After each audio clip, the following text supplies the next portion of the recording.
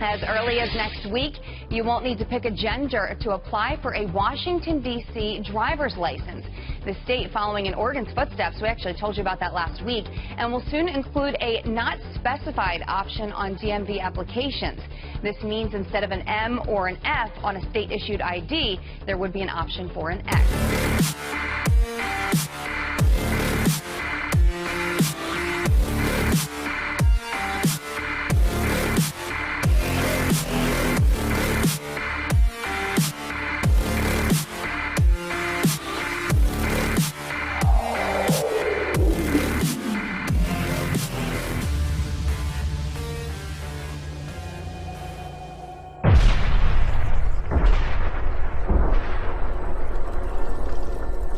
This story is actually unbelievable. Forget Christmas, forget Starbucks cups. This year, the tolerant left is aiming higher. Meet Chip and Johanna Gaines. This lovely couple stars in the show Fixer Upper on HGTV. They renovate and flip houses. Their show's become a mega hit because they're charming people. They made Waco, Texas a thriving tourist attraction and an up-and-coming town again instead of a haunted scene of a tragedy from the past. They exemplify what appears to be a marriage based on love and respect. They prioritize their children, they're successful business owners, they help other people. But to liberals, none of that matters apparently because Chip and Johanna Gaines are Christian. Cue the witch hunt. Chip and Johanna Gaines' church is firmly against same-sex marriage, screamed a BuzzFeed headline. Their pastor considers homosexuality to be a sin caused by abuse. Whether the fixer-upper couple agrees is unclear. Let me repeat that. The pastor of their church opposes same-sex marriage. Whether Chip and Johanna Gaines agree with that is unclear. Nancy Pelosi's church opposes same-sex marriage too. So does Joe Biden. So does Tim Kaine's. So did Barack Obama himself until 4.5 years ago. But that's not relevant, is it? Because they're Democrats.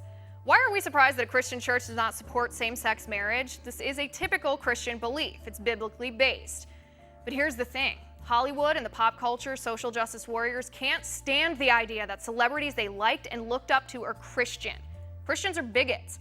Christians are hateful. Christians fit the profile of the fuming, hateful, intolerant Westboro Baptist Church. Chip and Johanna Gaines might normalize the idea of living your life for Christ. How is that compatible with the liberal narrative demonizing Christians? It's not compatible. So the left has to demonize Chip and Johanna. This is religious persecution. Wrap your mind around this for a minute. The so-called tolerant left does not want Christians who oppose same-sex marriage to be able to have a job. 4 in 10 Americans oppose gay marriage. Does the left truly want 40% of Americans ostracized, left on the side of the road jobless because of their religious beliefs? BuzzFeed's article is a witch hunt for Christian beliefs, putting the Gaineses to a sink or swim test. Is this what we want for our society? What happened to freedom of religion? What happened to respect for others' beliefs? Can't the left stand the idea of living in a house built by a Christian couple? Actually, it's none of our business what Chip and Johanna believe. They don't owe us an explanation or a justification of their beliefs, certainly not for their pastor's beliefs. A Christian elementary school in Canada is being told it can't teach students scriptures that may be considered offensive. The board for the Alberta school has also made administrators take a Bible verse off their website and from a wall inside the school.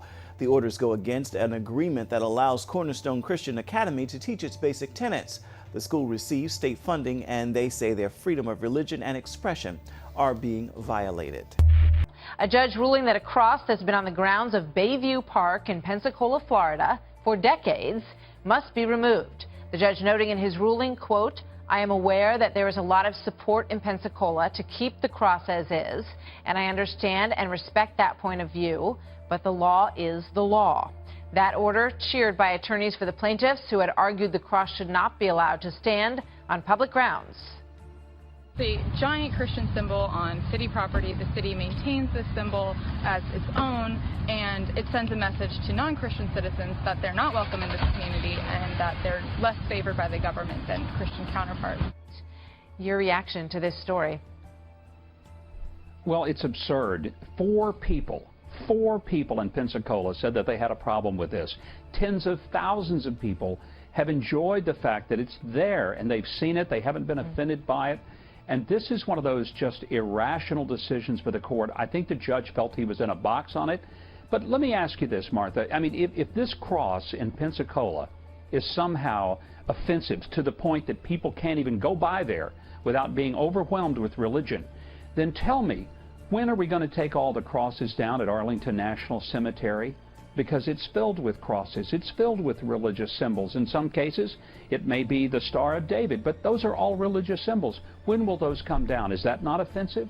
This is absurd. We are a nation that has freedom of religion, not freedom from religion, but that's what some of these folks, they want. It's not that they really are offended, they just can't stand the fact that there are some people who believe in God. And they work very hard at it, these individuals, to sort of seek out these cases so that they can make their mark on them. They're from the American Humanist Association, and as you say, there were 4 people who brought the case. 2 of them have since moved to Canada. They don't even live in the area anymore. So you're down to 2 people who are claiming to be offended by this cross, and we're looking at the pictures of it. It's been there for 75 years.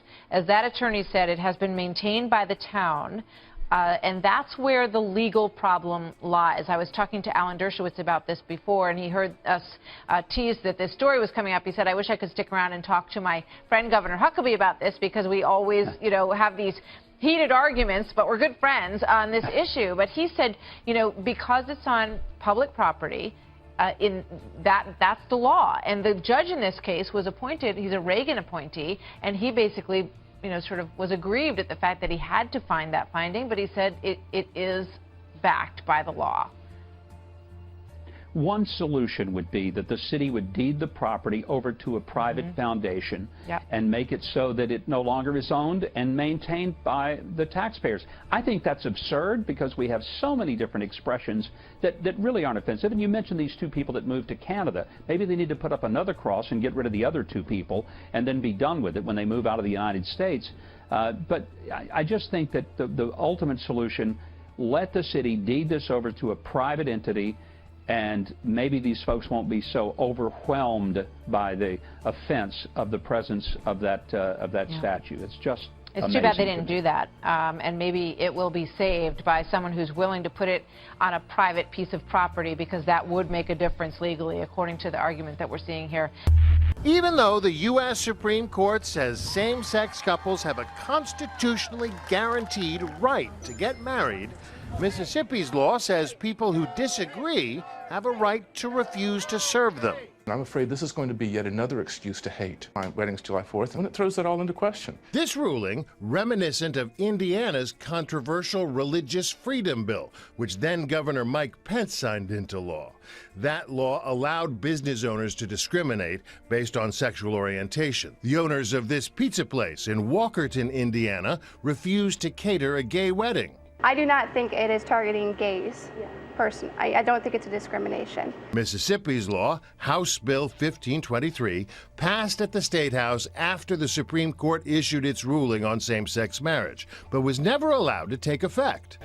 Supporters of the measure say it protects the beliefs of people who insist marriage is between a man and a woman, and who believe a person's gender is determined at birth. Simply all we're trying to do is say that people of faith have some protection from an overbearing government. But opponents say the Mississippi law endorses bigotry, pure and simple.